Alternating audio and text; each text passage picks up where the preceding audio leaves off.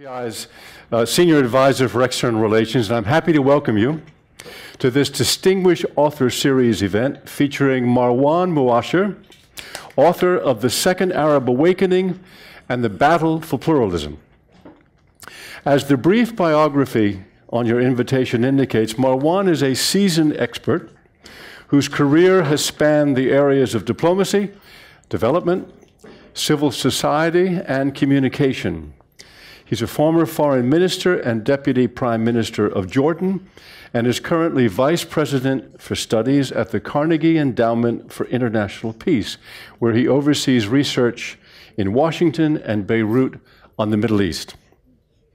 He began life, I am particularly happy to point out, as a journalist.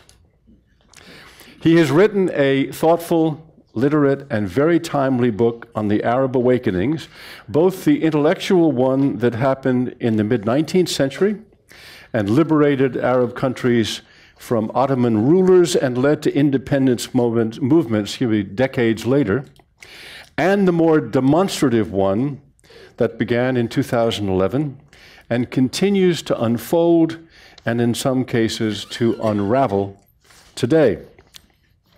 In the title, Marwan has highlighted a word, pluralism, that was never uttered in the 19th century and not given its due over the past 3 years. But my mind is that pluralism's time is now, and I think we will be hearing the word frequently as we go forward. There are many ways to measure how the Arab world has been left behind in the modernizing of governance, but here is one that particularly applies to this moment. In the Arab world, the unemployment rate is roughly twice the world's average, at a time when polls show that what the people who went into the streets 3 years ago most want is a fair and functioning economy that creates jobs. Yet economic reform continues to have a bad name in the Middle East, and the young people who took to the streets have been largely betrayed by those who took over their revolution.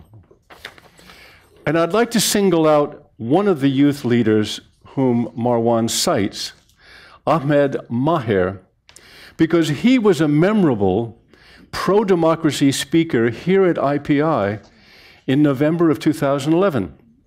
In his talk then, he argued for the need to organize youth and liberals and said that the most important thing going forward was to prevent military rule. Well, 3 months ago, the ruling military jailed him on charges of gathering protesters without authorization, and he was sentenced to 3 years in prison with hard labor.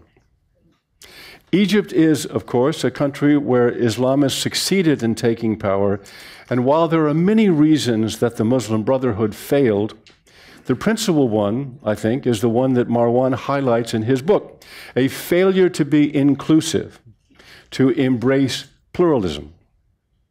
The Brotherhood profoundly misread the meaning of the election that brought them to rule, assuming all power for themselves and giving scant representation to anyone else. And secular society did little to accommodate itself to pluralism either, and ended up siding with the military last year in throwing the Islamists out of power. As Marwan writes, they, quote, practice the same power monopolizing behavior of which they accused the Islamists. The book traces history, but principally in the cause of looking forward. It's a primer on how to establish pluralism in a region where it has never been practiced. And it includes contemporary case studies on Egypt, Tunisia, Bahrain, Syria, Morocco, and Jordan. And Marwan accomplishes this in a concise 185 pages. That's half the size of the books we normally feature here. And I mention that because the book is very readable, as well as informative, and it is on sale at the door, and Marwan will linger after we finish around 7:45 to sign purchase copies and to chat with you. The immense diversity in the Middle East should become a strength, but has become instead a debilitating weakness. provoking conflict and discouraging tolerance. Marwan warns, quote, appreciating differences is a taught behavior. This learning process is haltingly underway. Marwan writes that the battle of ideas is beginning only now, and it will take time and could span generations. In a telling dedication, Marwan says that his book is, quote, for the youth of the Arab world who revolted not against their parents, but on their behalf. Please welcome Marwan Muasher.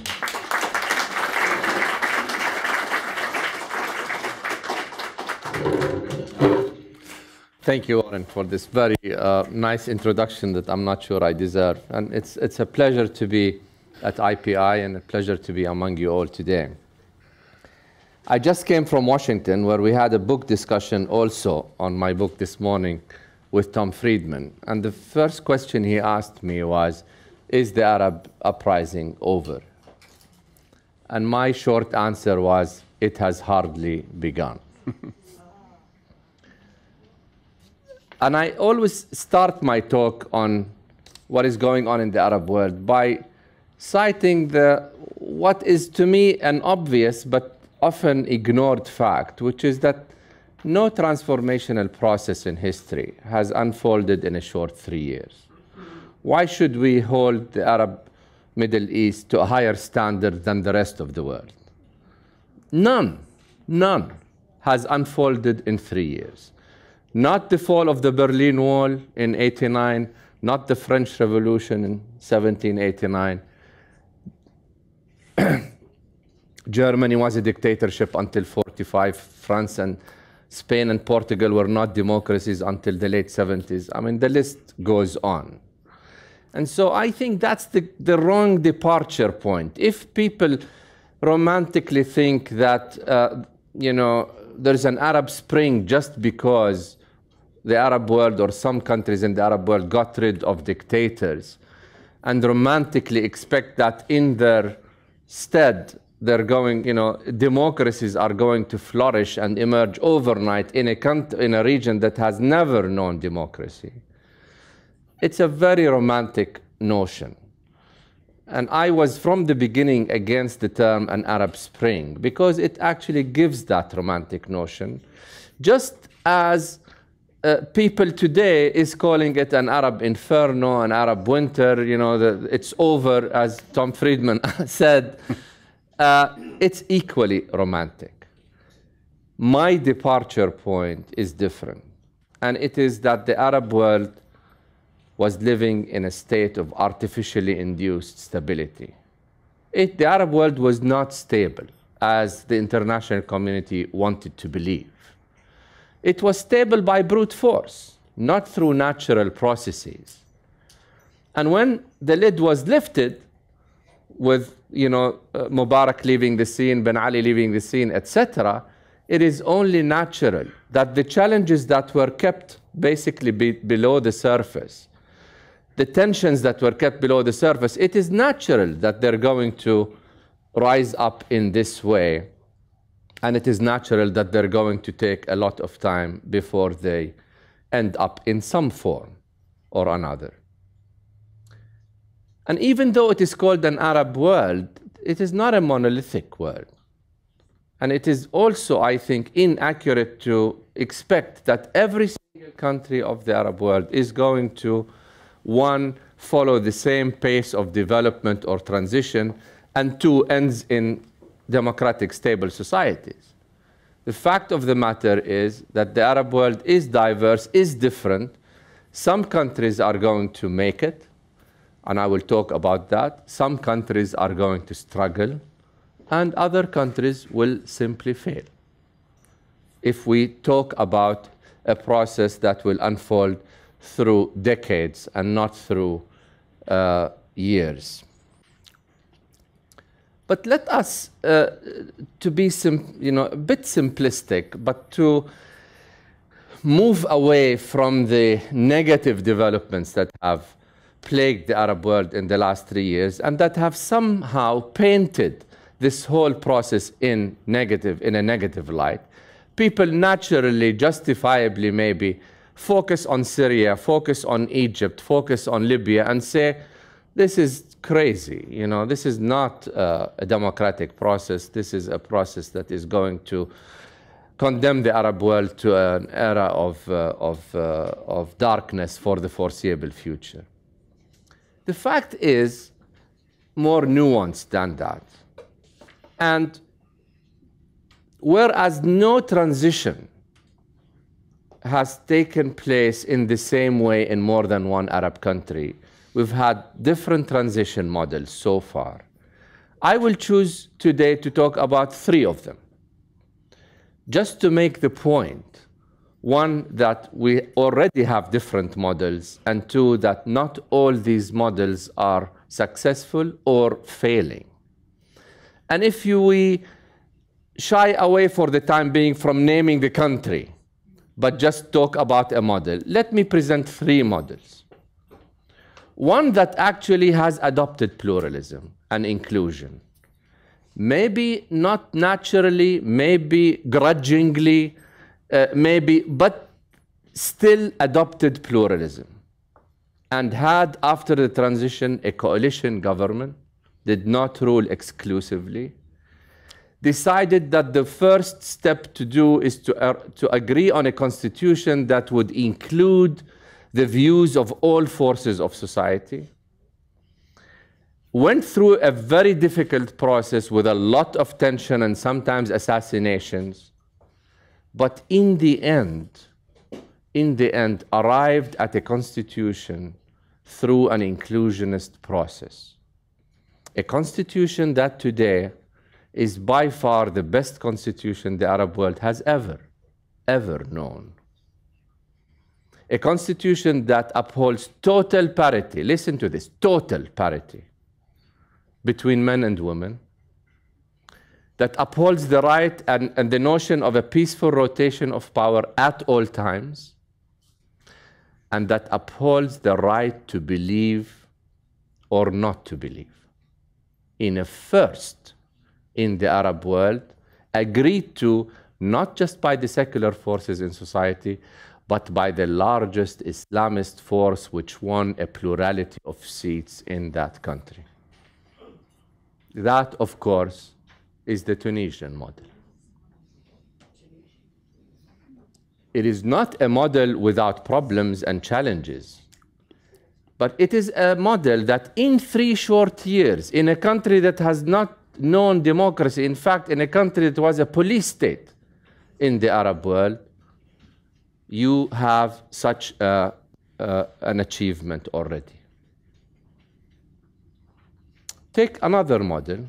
I call it the convoluted model, the zero-sum game model, where people who win elections think they can dictate their views on the rest of society, that they can ignore other forces in society, negate them the right to operate, agree on a constitution, a majoritarian constitution without taking into account the different forces in society, behave as if a snapshot in history dictates how people are to live forever. And when the Islamists won the election in that country, they pushed through a constitution against the wishes of the other forces in society. They ruled as if, the elections mean everything. And as a result, they were not able to stabilize society until the secular forces, a year later, with the help of the military, drove them out and started behaving in the same exclusionist way that they accused the Islamists of doing. And in a zero-sum game, I keep saying, sum will always be zero. And the sum has been zero so far. Egypt today is a country that is not on the right track. The problems have not disappeared. In fact, they are worsening. Economic problems are worsening. And still, both the secular forces and the religious forces in Egypt are behaving as if the winner is allowed to take all. And then you have a third model where the leader of the country stops at nothing in order to stay in power, has no problem killing hundreds of thousands of his people, create a security vacuum that is exploited by the radical groups from outside, both Sunni and Shiite. And let's remember, in that country, it did not start this way. It was a peaceful uprising for many months. And as a result, you have a horrific war with no possibility of a solution anytime soon. That, of course, is the Syrian model. The writing is already on the wall. It is clear that if people adopt a pluralistic discourse, it is clear what it leads to. And it's also clear that if they don't adopt a pluralistic discourse, what it also leads to. Pluralism is not a guarantor for stability and prosperity, but it's a necessary prerequisite. One cannot be talking about building from the ground up stable and prosperous societies if people don't respect not only their right to operate, but others' right to operate as well. In other words, selective democracy is no democracy at all. One cannot be a selective democrat, agreeing with democracy only if the result is to his or her liking. And if it is not, then you stop behaving as a democrat. I talk about 4 necessary elements for pluralism, in my view. The Arab world has known in its history, and not all of the Arab world, some form of pluralism here and there, but never the 4 elements that I speak about. And they are political pluralism, meaning the right, as I said, of everybody to operate, and the right of no one to deny that right to others. Cultural pluralism, the way to live in a lifestyle that one chooses without any particular lifestyle being imposed by other forces in society. Religious pluralism, the Arab world is a very religiously diverse region with Muslims, Christians, Jews, Sunni, Shiite, Armenians, I mean, you name it. And the last element is gender pluralism, gender equality. One can no longer, in my view, talk about prosperity and stability in society while certain groups, whether they are Christian or Kurds or women, are treated in any way that is less than that of the rest of society. And if the Arab world does not understand that all elements of pluralism have to be applied, not only certain elements, then I'm afraid that we are not going to see a smooth road to democracy. Democracy is not going to emerge on its own in the Arab world. This is not, I shy away from talking about optimism and pessimism.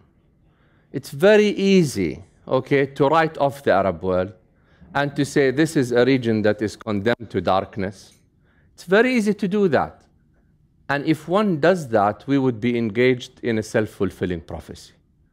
If we just predict that the Arab world is going to be condemned to darkness, it will be condemned to darkness.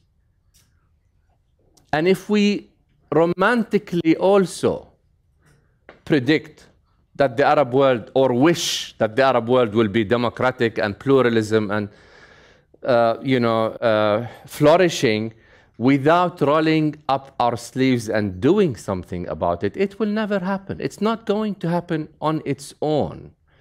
Gone are the times when lifestyles are guaranteed by dictators or on a certain topic. People need to roll up their sleeves and work on the ground from the bottom up to create the institutions that are necessary for the evolving of pluralistic and democratic societies.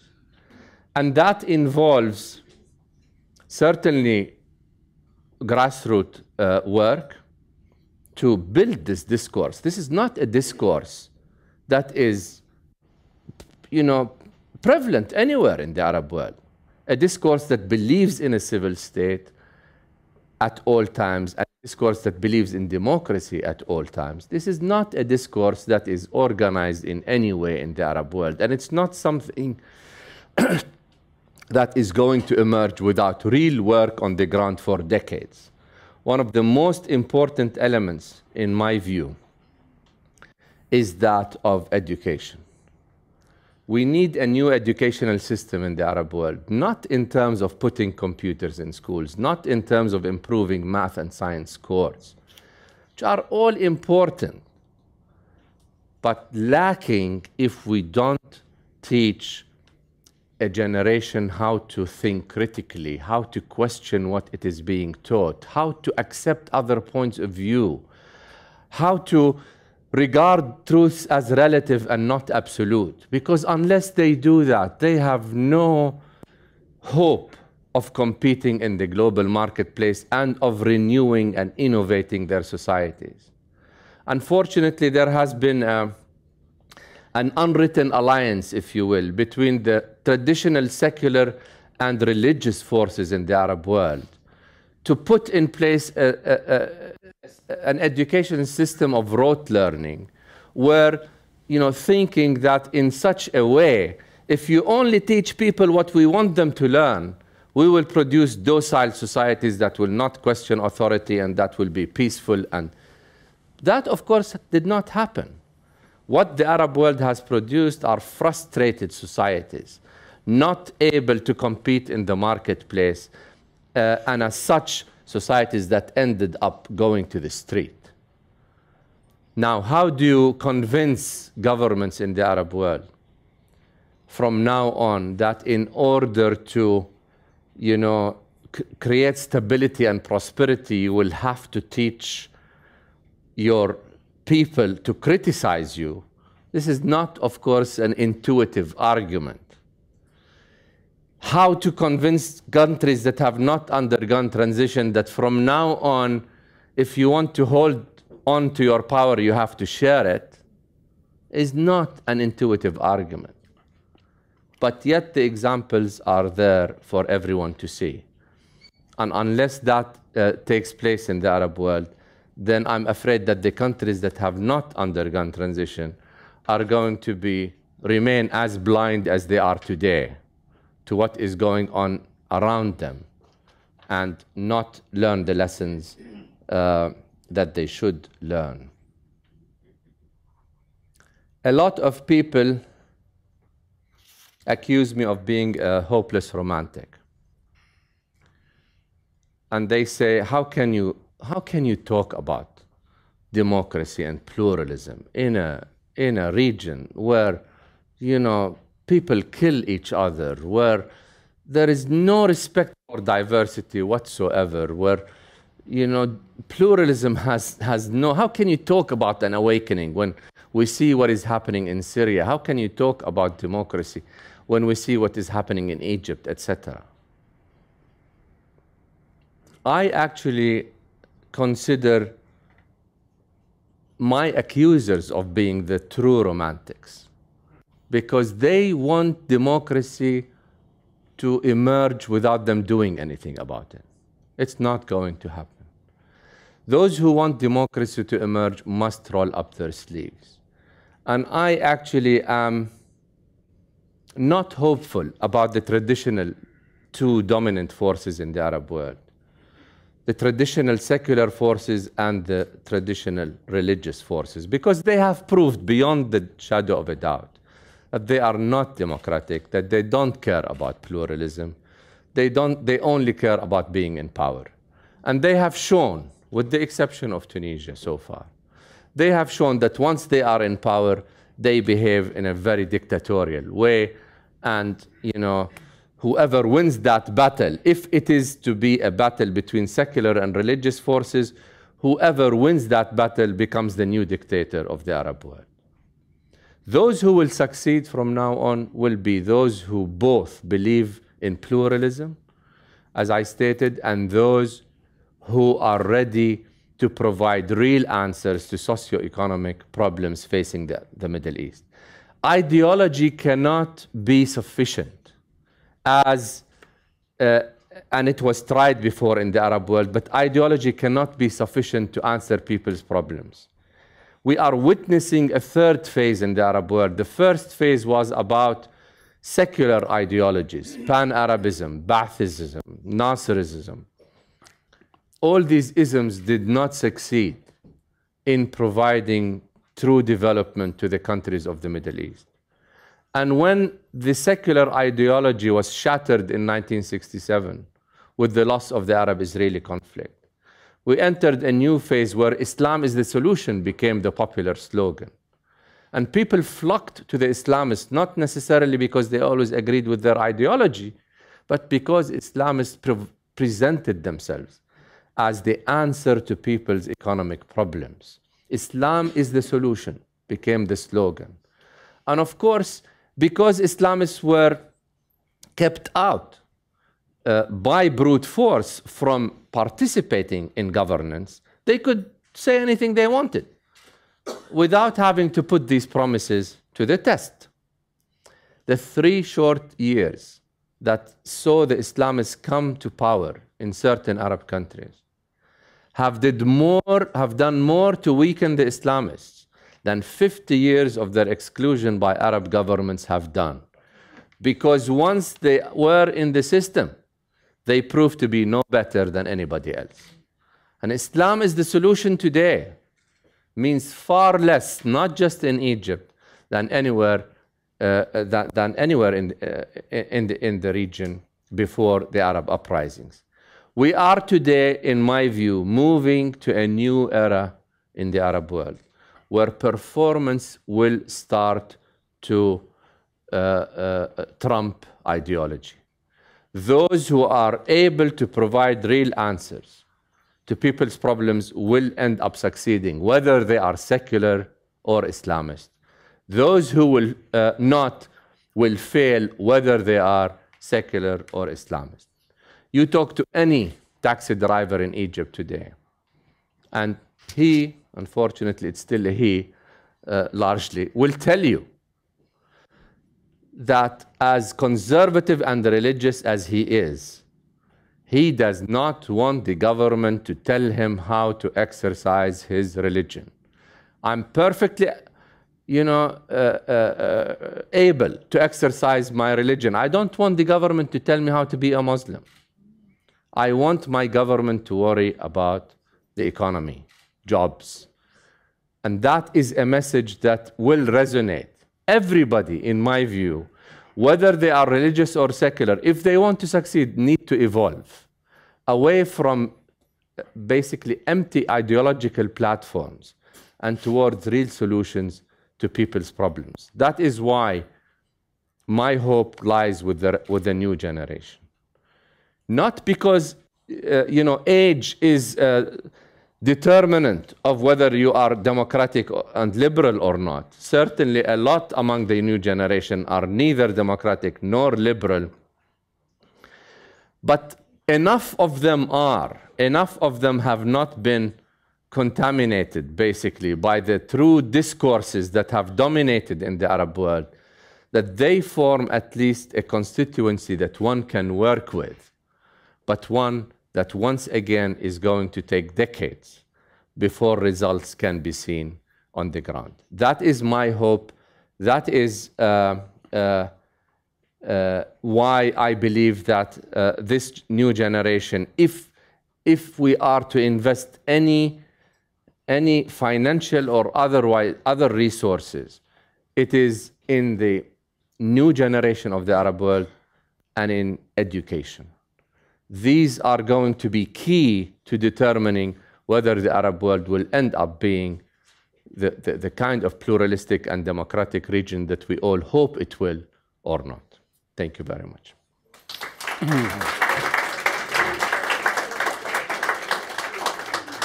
Marwan, thank you. I'm going to ask you 2 or 3 questions of my own, and then we'll go to the floor.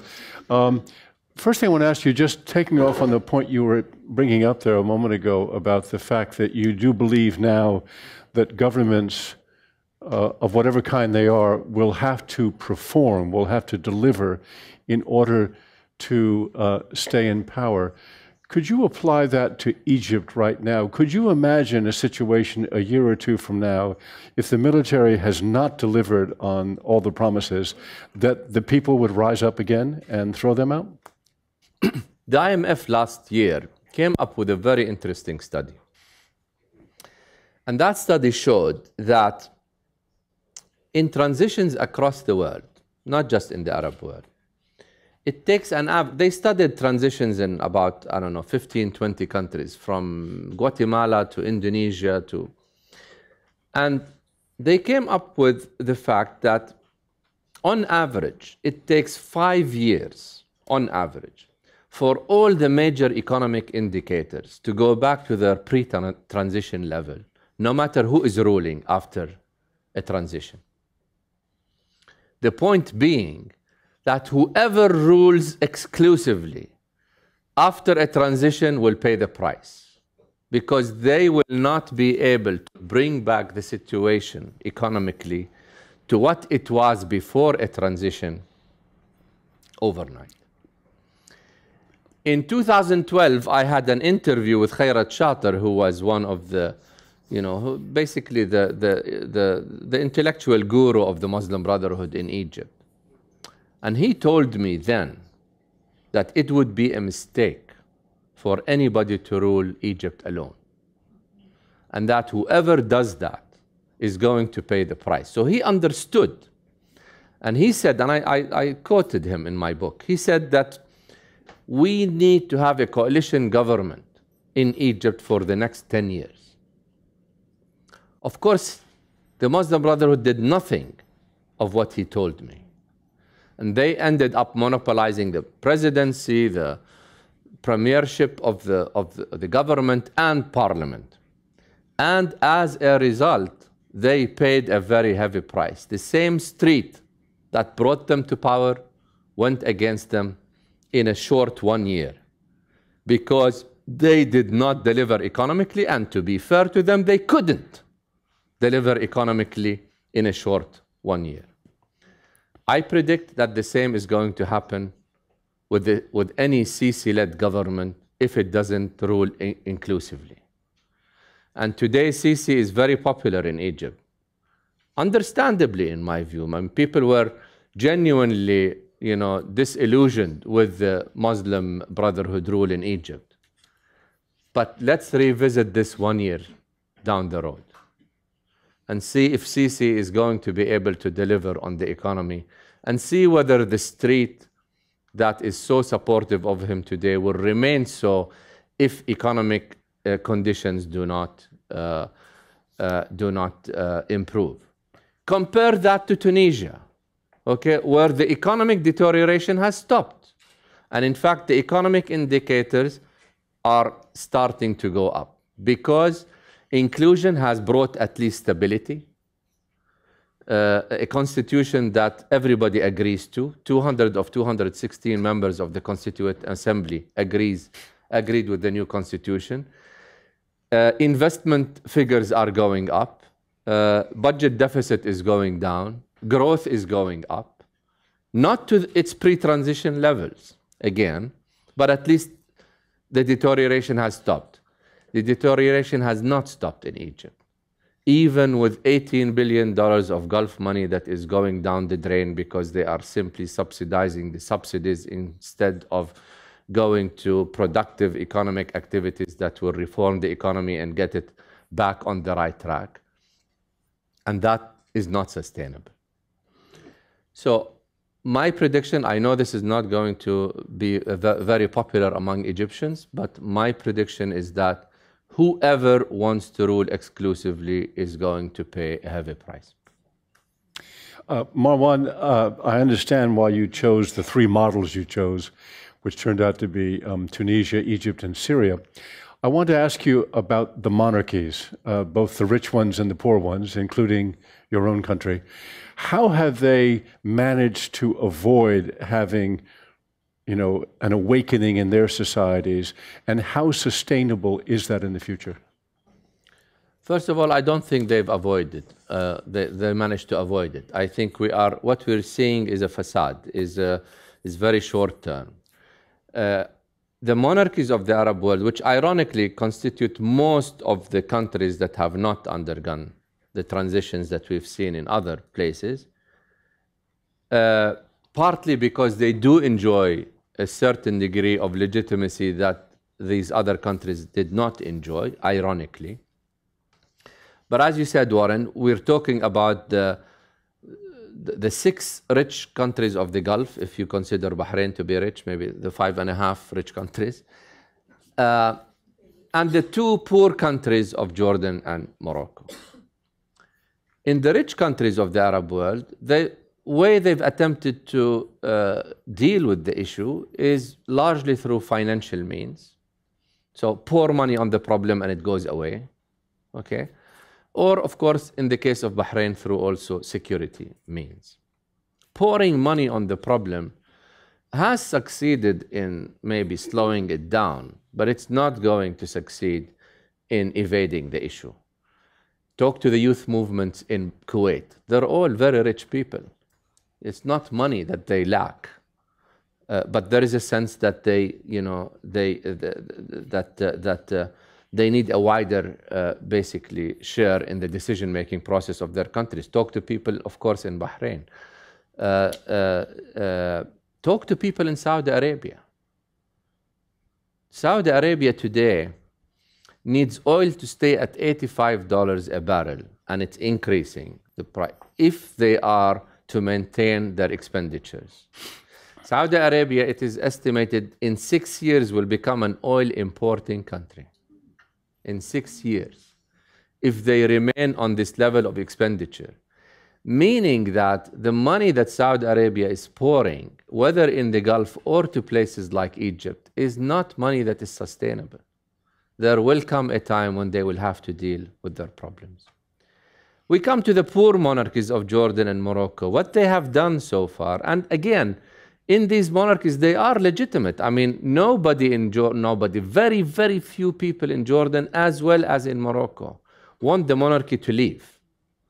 So it's not a question of overthrowing the system. It is a question of reforming it.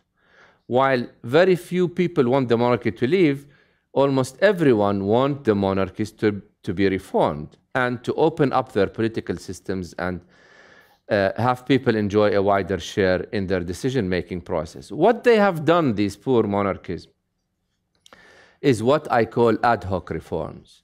Reforms that may push the process forward in a certain way here or there, but not reforms that are sustained and comprehensive that would lead to true power sharing.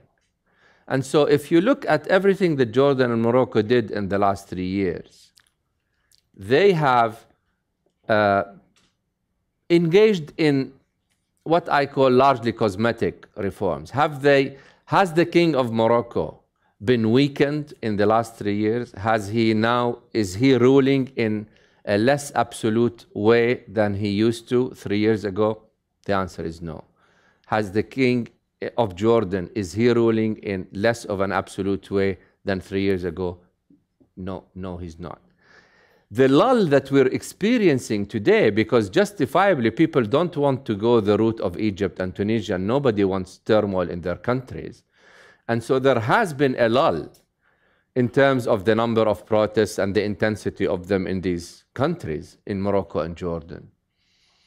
But that lull can be used in 2 ways. It can either be used to put in place a serious reform process without the pressure of the street, and a gradual, of course, but serious reform process that would ensure a smooth transition to pluralistic societies, without the monarchy leaving. Or the lull can be used to think that these countries have, overridden the wave that the Arab Spring has passed them over and they don't need to do anything. And I'm afraid that the prevailing feeling is the second rather than the first. When Ahmed Maher was here, it was a wonderful program we had at IPI that brought a number of young activists. I remember from Libya, from Tunisia, from Egypt. I'm probably leaving out a couple of countries. And I remember we asked him and we asked other people that came, other young people that came, if they were aware, excuse me, this was a time where social media, we had just realized the power of social media in that part of the world, the level of communication that was going on outside of official channels. And we asked them how much they were paying attention to what was happening in other countries. And we particularly asked the Egyptians, since Tunisia at that point was where it first happened, if they were paying attention to Tunisia. And I remember one of the young women said she actually had gone to Tunisia to see it with her own eyes to bring the example back to Egypt. My question now is, Tunisia, as you have just said, and as you write about in the book, is the most successful experiment so far for the right reasons. I mean, writing the Constitution, taking their time. I would like to cite a paper that we did here at IPI by my colleagues, Youssef Mahmoud and Margaret Williams, who's in the back, that explored the Tunisian example. And I remember reading it thinking to myself, there were so many steps here, and they still managed to pull it off. Do you know now if the success story, if that's a fair thing to call it, of Tunisia is spreading through the Middle East? Are other people there, particularly young people, seeing it and saying, that's the direction we ought to go? Not yet, but I'm hopeful. Because if the polls are right, if the elections are held tomorrow morning in Tunisia, the Islamists will actually lose to a coalition of secular forces.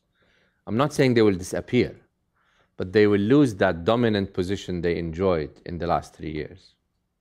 And it will be the first experience in the Arab world of an Islamist party coming to power and then relinquishing it by the ballot box. I actually laugh, you know, I'm a diehard secular, okay, but I laugh at some of the arguments of the secular forces that are used in the Arab world today. We don't want the Islamists because they never relinquish power. Well, can you tell me of a secular force that has relinquished power in the Middle East? Can you tell me of one? So why do you hold the Islamists to a higher standard than you? These gimmicks have to be over. We have to work for a democratic society, whether it is by secular elements or not. If the Islamists lose in Tunisia, as the polls suggest, I hope, I don't know that this is true, but I hope that it will rob those who don't want to engage in a serious reform process of this argument. That the reason we don't want to open up the system is because the Islamists will come and then dominate the scene and never lose. I mean, remember last year when everybody thought the Islamist forces are going to dominate over the Arab world for the foreseeable future? I actually argued last year, and certainly in the book, that the Islamists have seen a peak in their support. The only way they can go from here is down. And actually that has happened. Why? Because it was easy for them when they were excluded from the system, it was easy for them to promise anything. It is different when they are in power and have to prove what they are promising. And because usually when anybody comes to power, they will have to engage in compromises. That's the name of the game politically. When you're outside power, you do anything you want. When you're inside, you are constrained by certain realities. And that has been the experience of the Islamists so far. Today, the Islamists are much weaker this year than they were last year. That's what I hope the Tunisian experience will send to the rest of the Arab world. There are certainly certain characteristics in Tunisia that has allowed it to do well in such a short period of time. One of the main, in my view, characteristics is that there were third forces in Tunisia.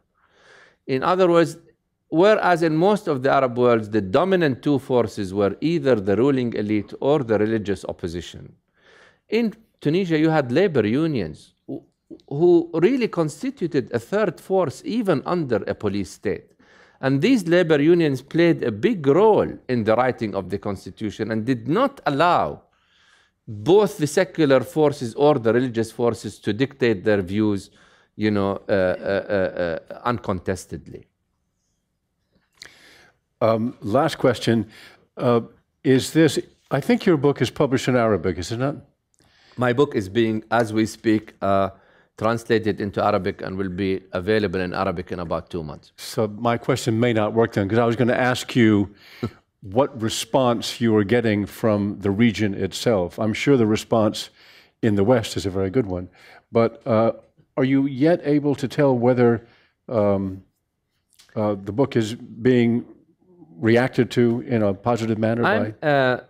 Even though, of course, the book is not published, but I write in Arabic. I have a column in Arabic that is published regularly in a Jordanian paper. So my views are known, and I have at least a feel for how this is going to be received in the Arab world. It is not going to be received well by the ruling elite anywhere in the Arab world. It's easy to accuse people of being Islamists in the Arab world, right? So it's easy. I'm not an Islamist. In fact, I'm a Christian, so it's very difficult to paint me as an Islamist by the traditional elite in the Arab world.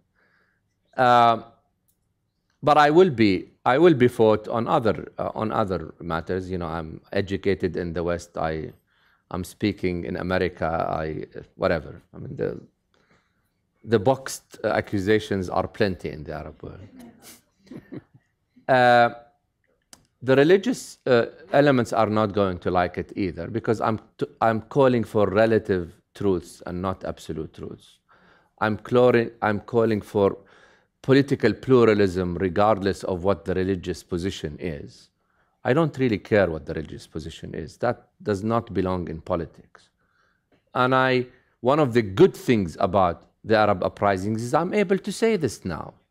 You know, a few years ago, an Arab Christian might feel a bit intimidated to criticize religious forces, political religious forces, so as not to be accused of being against the religion itself. But that era is over. You can be a liberal, you can be an Islamist, you can be anything you want today and voice your views without the intimidation that has dominated the Arab region for the foreseeable future, in the past. This book is going to be well received by some of the new generation who are truly looking for a different path, who are sick of, forces that have promised them prosperity and never delivered, and who are looking for other ways. They might not endorse everything in it, but they will look at the book. Again, not all of them. They will look at the book with an open mind to see whether it has in it, the ideas have in it enough for a third way, for a different discourse. And I'm already in touch with a lot of people in the young generation. And I'm going back to my country, to Jordan, because I cannot talk in this manner and stay doing that from behind a podium in Washington, D.C. or in New York. I have to go back, roll up my own sleeves, and work with the new generation, which is exactly what I'll do, but without the illusion that this is going to be a short path, an easy path, or maybe even a successful path. Who knows? This is an effort that is going to take generations. It will require not just me, but a lot of people like me who are ready to toil and sweat and work on the ground for decades to come and not expect quick results. Excellent. I'd love to get some questions. If you would just raise your hand, I'll call on you. I've got two and a third. Well, I'll just do 1, 2, 3 in the front row here, and then we'll get to you. If we're going to do 3 questions at once, and then you can answer that afterwards. We'll start with Ann Phillips. Thank you. Good evening. My name is Ann Phillips. I'm on the board of IPI, and we welcome you. We're looking forward to this evening, and I know none of us were disappointed. Can you hear me? Yep. No. Just keep it close to your mouth. I'll stand up. And stand up is even better. Not that that will help at all. Stand up, that's great. If I may, if you'll indulge me, let me ask 2 questions. Can you hear me now? Yeah, you just have to keep the microphone close to your mouth. That sounds like a TV commercial. Can you hear me now? Anyhow, welcome. If I may ask 2 questions, thank you. The first question I would like to ask you is that in trying to resolve conflict, during the period when conflict has been resolved, and trying to maintain peace, it also has been established that it takes about 5 years for peace to be maintained after the resolution of conflict. And one of the reasons, one of the ways of maintaining peace is to establish all of the institutions of civil society, such as judicial system, police system, education, and other civil society institutions through which people can give vent or express their frustrations or their desires or their needs. And therefore, peace is maintained even though the economic dream has not quite been attained yet. Would you apply that also to trying to achieve a democracy? And my second question is, I was reading Vali Nasser's book on the Shia revival. And would you not think that one of the biggest impediments to democracy and peace in the Arab world is this, well, millennia really, not millennia, but many, many hundreds of years of friction and conflict between the Shia and Sunni? Okay, pass it to Rita Hirsch. Rita Hirsch, United States, and I heard you speak a few weeks ago at Carnegie Council. It's my second time. It gets better and better, and I'm waiting for the third. My question, I'm a teacher, and so when you said education, I really sat up and listened. But I'd like to know how we're going to get this education into the Arab world when most, at least Americans here, mainly about the madrasas, and so on. And how do we bring about this kind of change, especially, of course, for girls in education? And finally, John, did you have a question also? Okay. Of course. Listen, first of all, thank you very much for your remarks. And so far as your broad themes of education and the young generation, Tell them who you are. John Hirsch at IPI. Your themes of education and young people, I really agree with you completely. This is my view about the future of Africa. But I want to draw you out on what you mean by pluralism. And I want to ask you about the minorities. There was a recent article in The Guardian, I believe, about the intellectual crumbling of African cities, such as Alexandria, which 60 or 70 years ago, there were Jews, there were Copts, there were all kinds of people. They're all gone. I mean, Nasser pushed absolutely everybody out. There's a Lebanese journalist, and a Christian as well, as you said you are, who several years ago publicly on television here said that virtually all the Arab regimes, from Iraq to Lebanon, have deliberately pushed out the minorities and forced many of them to leave, making it either economically or socially or financially feasible to remain where they are. So he kind of thought that all the minorities were finished from the Middle East, were gone, and that this was one way or another, you know, a kind of deliberate outcome. There were 10 Jews left alive the other day in Cairo, and the 10th one just died.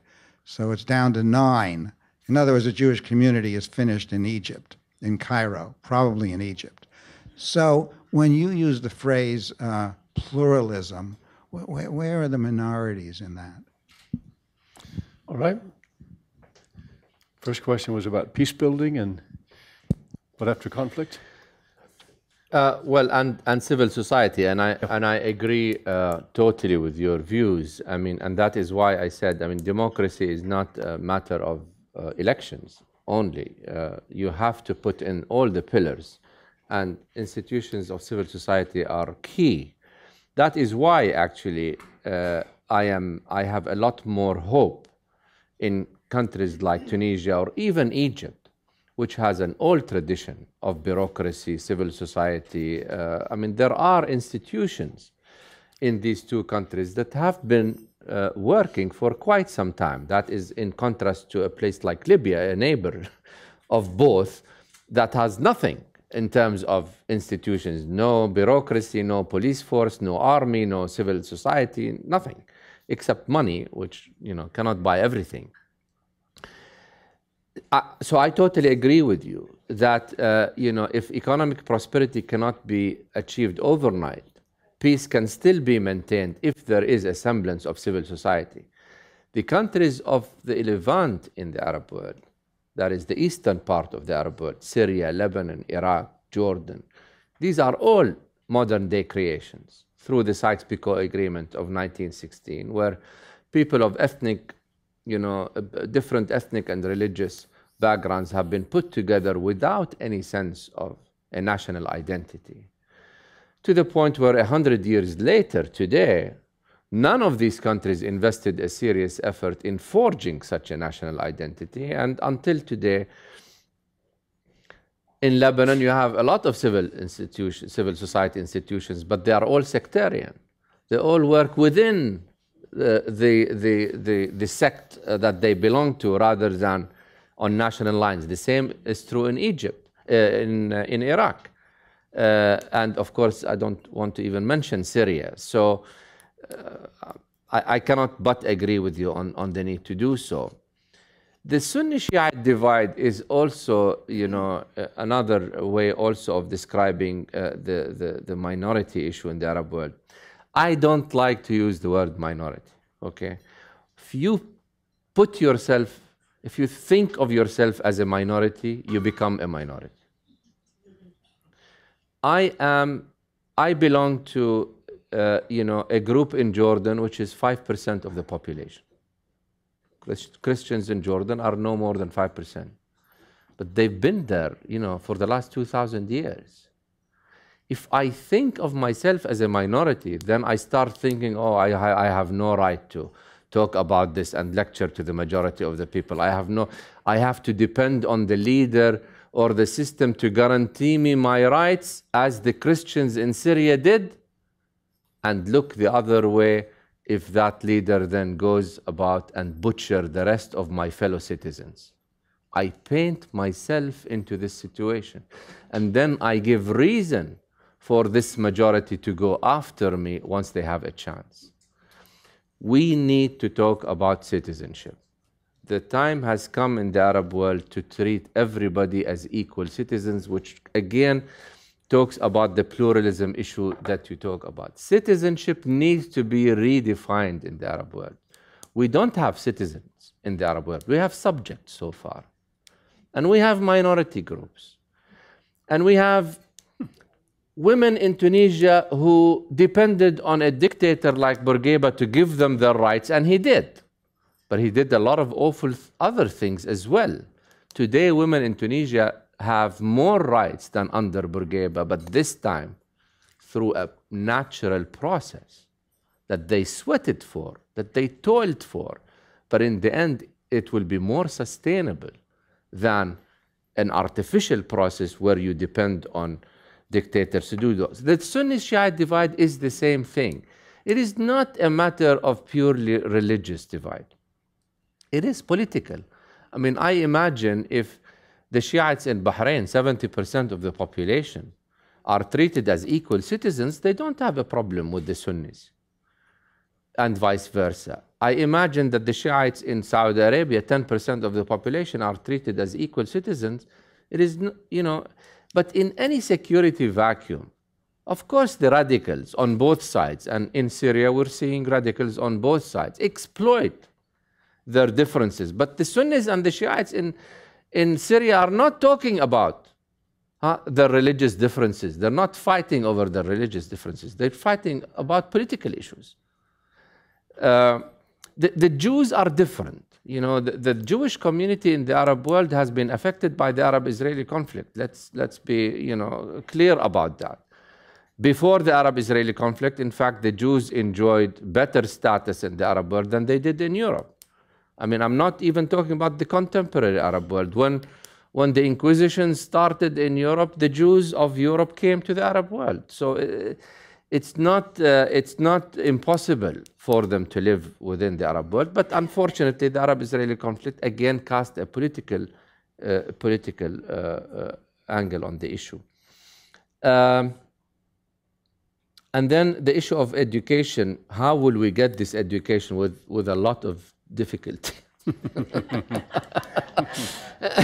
It is not going to be easy, I mean, we at Carnegie started an initiative, called Education for Citizenship, in which we attempted to map the current education reform efforts in the Arab world, to shed light. I mean, we're not an activist organization, we're a research organization, but to attempt to shed light on what is going on and to inform the public that what their governments are talking about when they mention education reform is not real reform.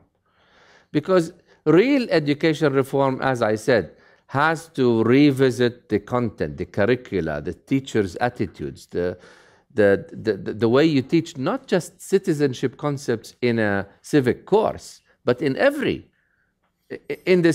student government, in the way students are allowed or not allowed to speak in class. And it's not about a civic education course.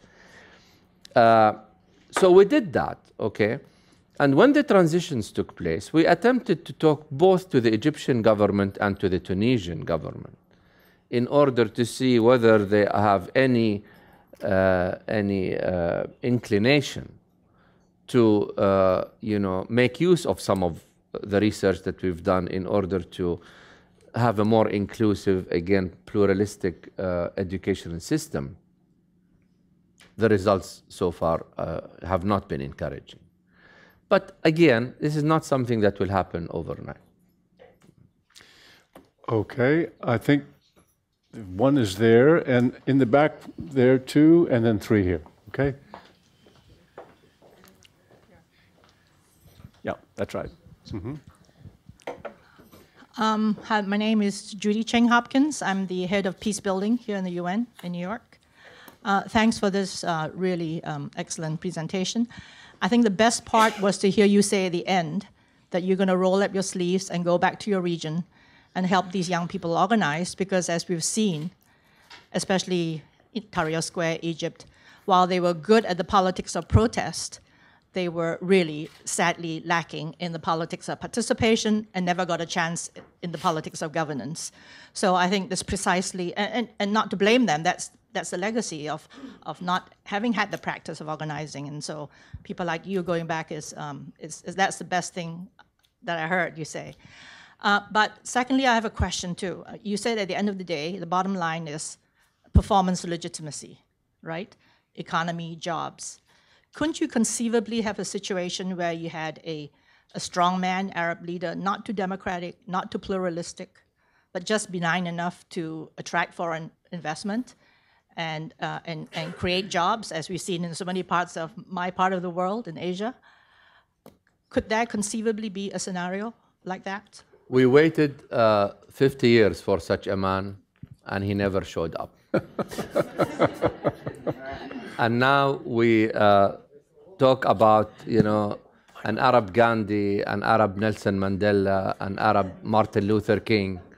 No, even an Arab Lee Kuan Yew, Arab Mahatma. They haven't shown up.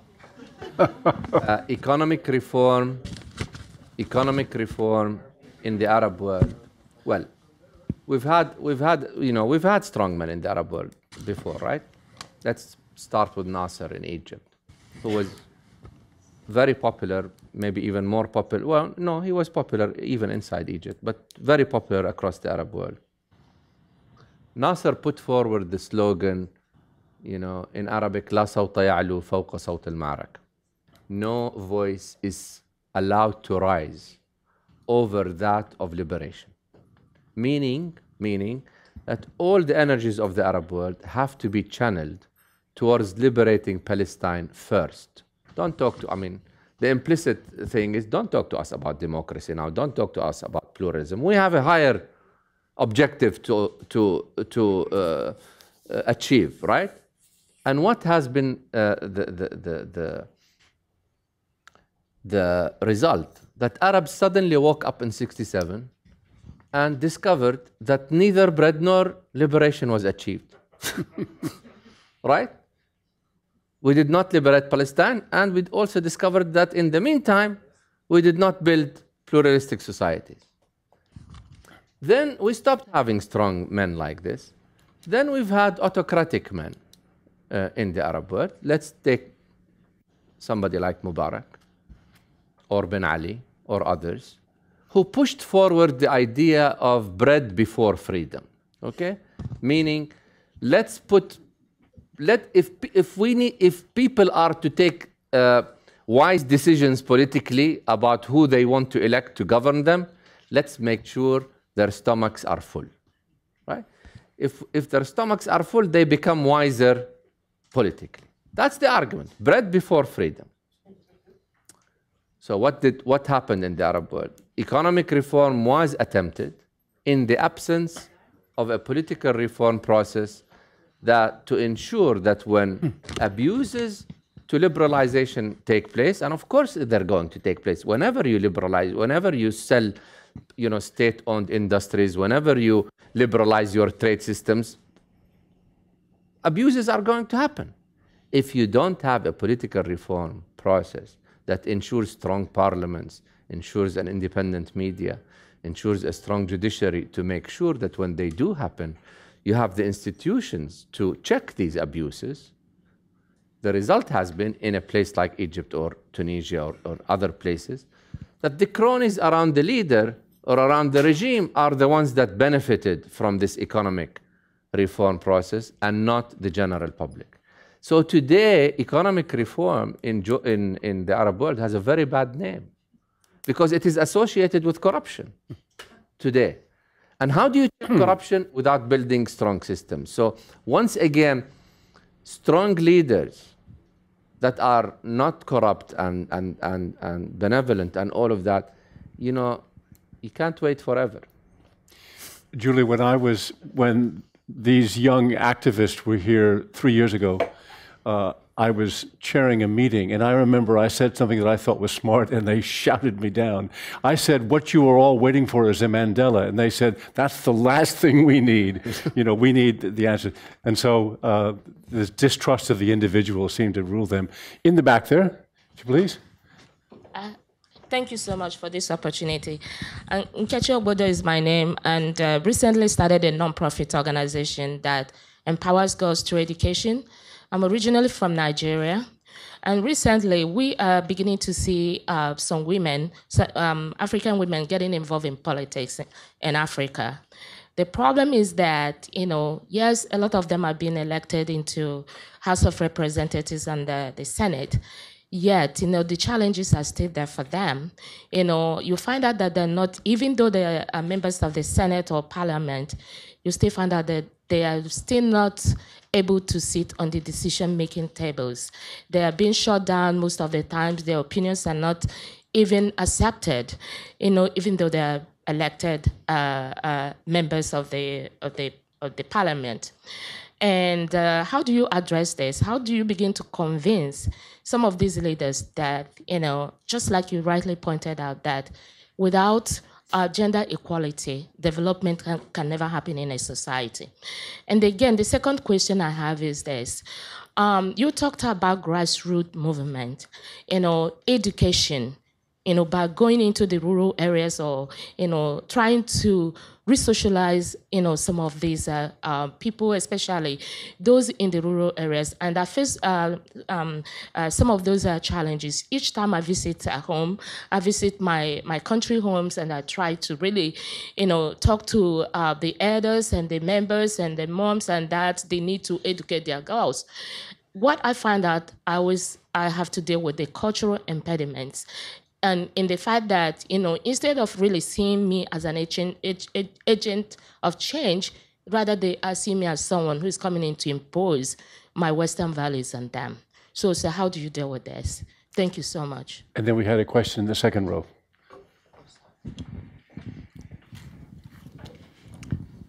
Thank you very much for a very interesting talk.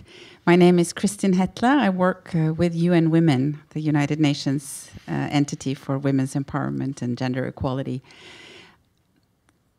I want to touch, you mentioned the 4 pillars that you see as necessary for a pluralistic society, and I was very pleased that you mentioned gender equality as one of these essential pillars. What do you see in the and then you also talked about countries where, those countries where, what could I say, where you said where money is thrown at the problems for as long as that can go on. But in some of these countries, you also see one result of money being thrown at it is that more and more girls and women now are well educated.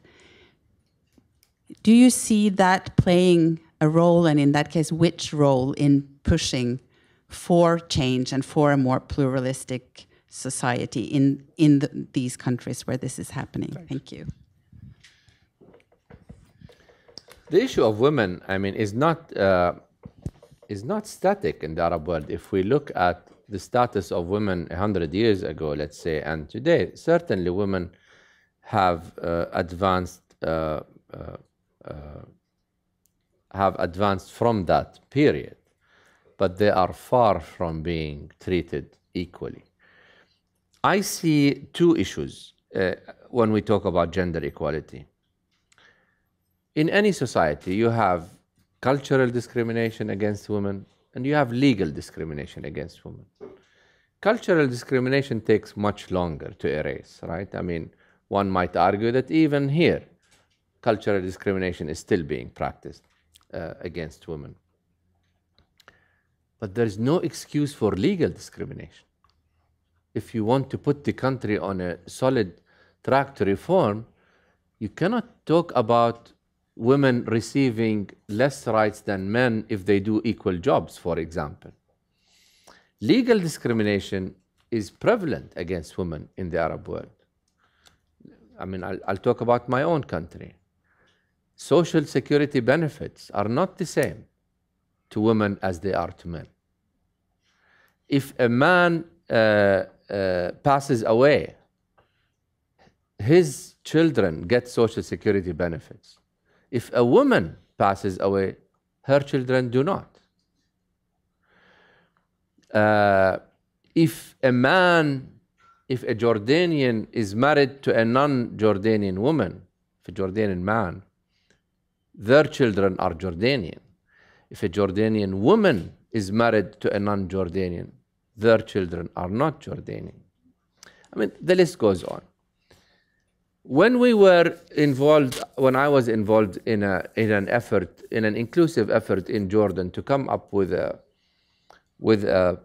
10-year plan for political and economic and social reform in the country. And when we tackled the issue of women, we said, okay, we cannot hope in 10 years to erase cultural discrimination. We can write some rhetoric, but it's not going to mean much.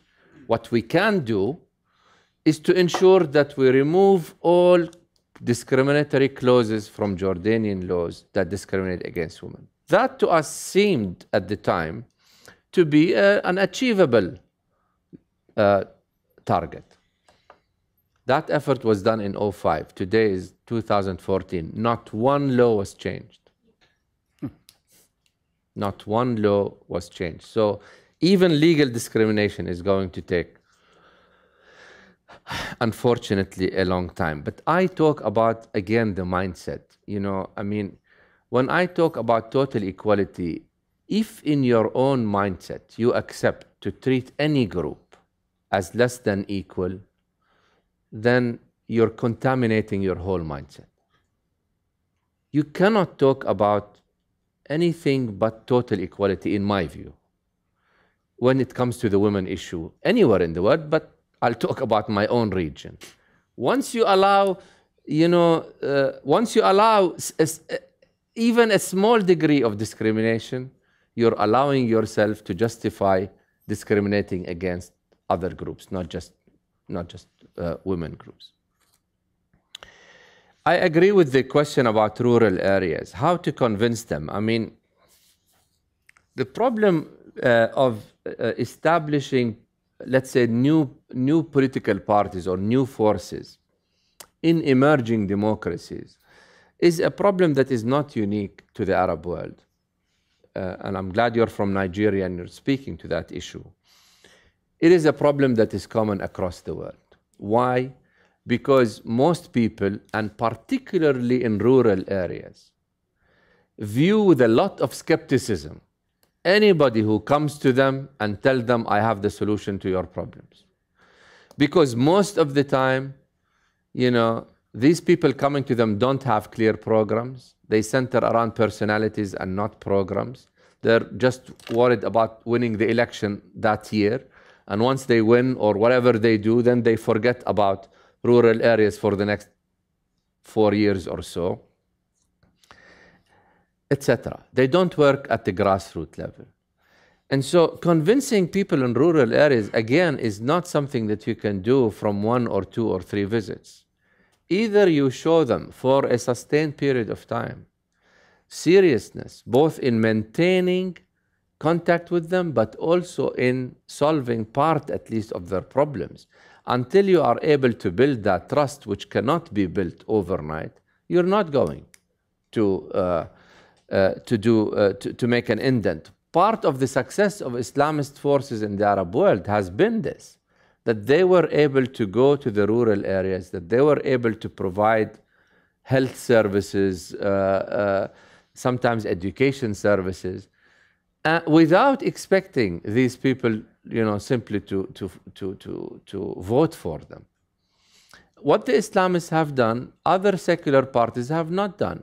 In the Arab world, secular parties tend to be mostly elitist, academics, people like myself talking from behind podiums, rather than people working on the ground and being in touch with the average, man or woman. Marwan, you've aroused so many questions. We're actually sort of out of time, but I've got 3 questions. Please make them fast. Number 1, number 2, Jeffrey, and number 3. And then after this, Marwan will linger here to sign books and to chat with you. So those people I was unable to call on, you'll have a chance, please. Thank you very much. I'm and Laura make the Sita. questions very short if you possibly can. Laura Sita with the Department of Peacekeeping Operations. A little higher. My questions are quick. What role for outsiders do you see, if any, to support the Arab transitions? And second question is, do you see Turkey playing any role, and if so, a constructive role in the next decade ahead of the Arab awakenings? If you would pass it to Jeffrey Laurenti. Jeff Laurenti. You think back a century, and Northern Europeans were saying the Catholic societies are completely, hopelessly non-democratic, and Pope Pius IX had famously anathematized democracy in his syllabus of errors of the modern world. So one can see a historical precedent, even one hopes for evolution in Islam. But I want to ask you, given that Christians and others in Syria have felt the need to cling to Assad, I know you said you didn't want to mention Syria, but assuming that the Assad regime locks down control in the short term, how do you see this wellspring of democratic desire being able to reassert itself 20, 30 years down the road? What will be the forces to reawaken movement towards democracy in a society that had been reasonably secular in terms of political structure in the recent past? And the final question right here. Thank you. Good evening. My name is Wouter Poels. I work at the Belgian mission. Thank you for your model of three typical countries. My question is the following. Where do you put Yemen in this model? And then the second question is another country, and you talked a little bit about it, but shouldn't we make a fourth category for Libya? Is it situated below the third one, or where do you see it? Okay. Thank you. There you are. Oof. Okay. Role of the outside world. This is, in my view, a process that has to be homegrown. I don't want to marginalize the role of the outside world, but I also don't want to be equally unrealistic and think that the outside world has a major role. I don't think it does. I think this is something that the people of the region have to decide for themselves. We have seen the outside world play different roles. We've seen the Bush administration's view of imposing democracy, a la Iraq way. It didn't really result in democracy. It resulted in a sectarian form of democracy, which I think is the worst form. It's the Lebanon form of democracy, which encourages sectarianism and not national identities.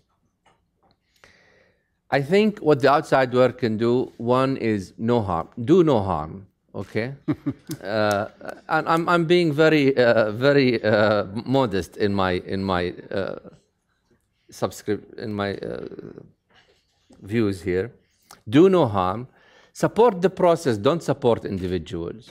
Don't say this is a good person, this is a bad person, as the outside world has done in the past. Talk to everybody and support the process of democratization.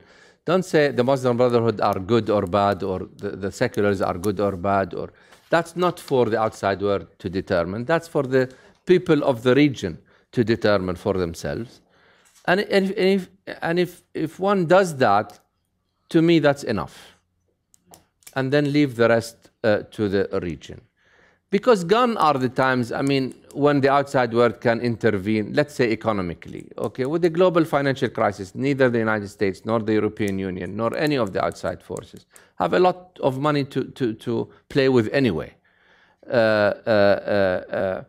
Militarily, the outside world cannot do much. We've seen the limits of military power in Iraq. We've seen them in Syria, of course, and Libya. So the time when the outside community can just come in and impose a certain lifestyle by brute force is over.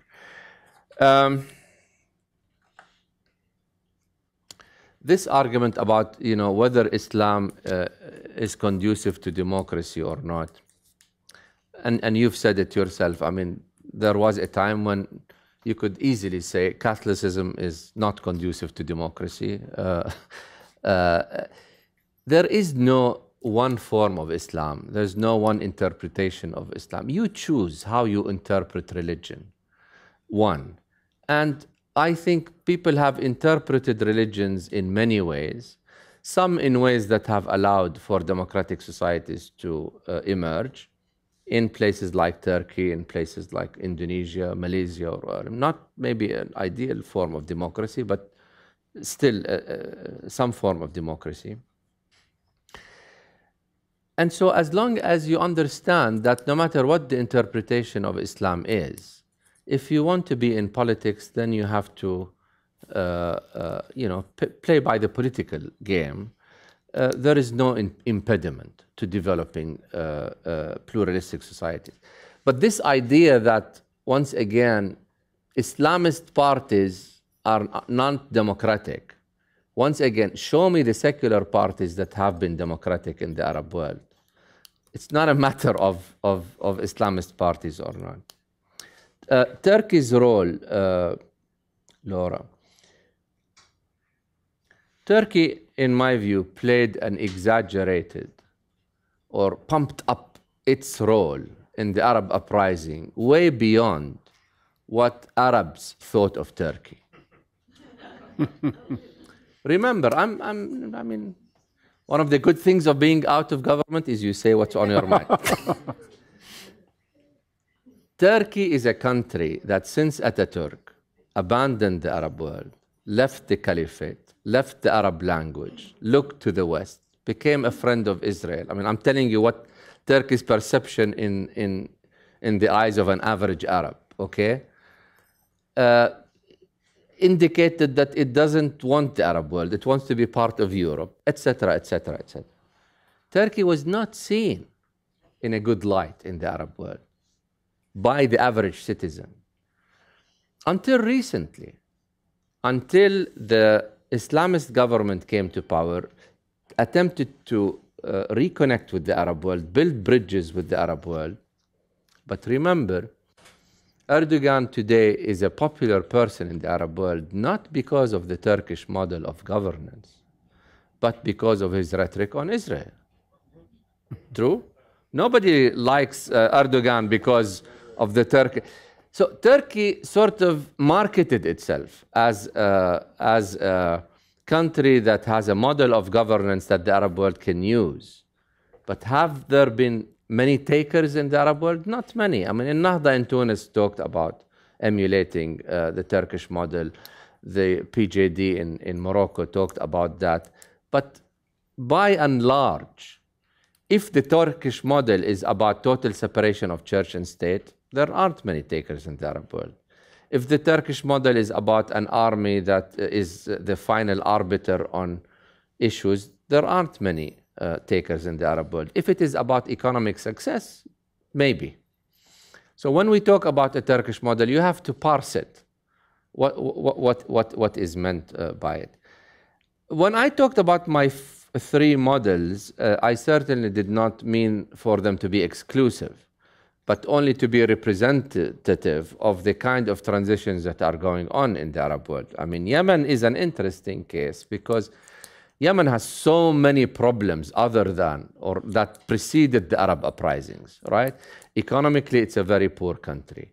It's a country that has a problem between the south and the north. It's a country that has a problem between the Houthis and the rest of society. It's a country that has Al-Qaeda issues. It is a country that has so many issues, and it's difficult to place it anywhere. Yes, they are engaging in a national dialogue, right? But so far, it's still a tribal society, and the basic elements of the old system are still in place. Nothing much has changed in Yemen.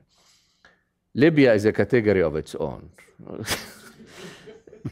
Libya is, again, going back to civil society. I mean, Libya is a country that has money and nothing else. And as such, and a tribal society as well.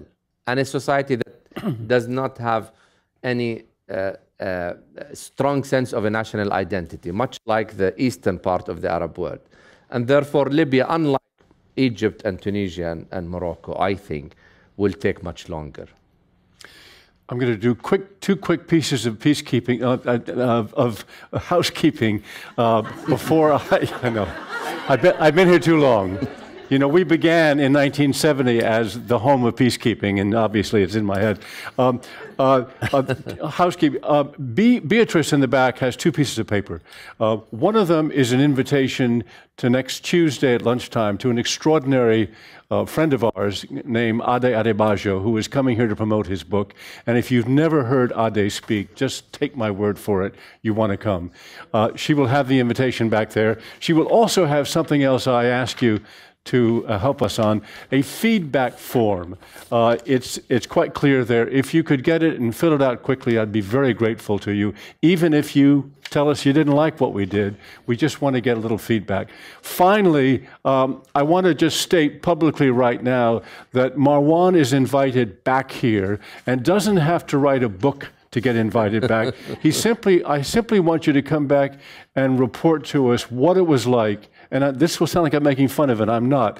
When you really did try to go back there, roll up your sleeves, and how it worked out. We would love to hear about it. You have been a terrific guest. The book, by the way, is as good as he is, and I would urge you to buy it. He's going to stick around a little bit to sign the books and talk to us. And thank you, Marwan. Thank you. Thank you.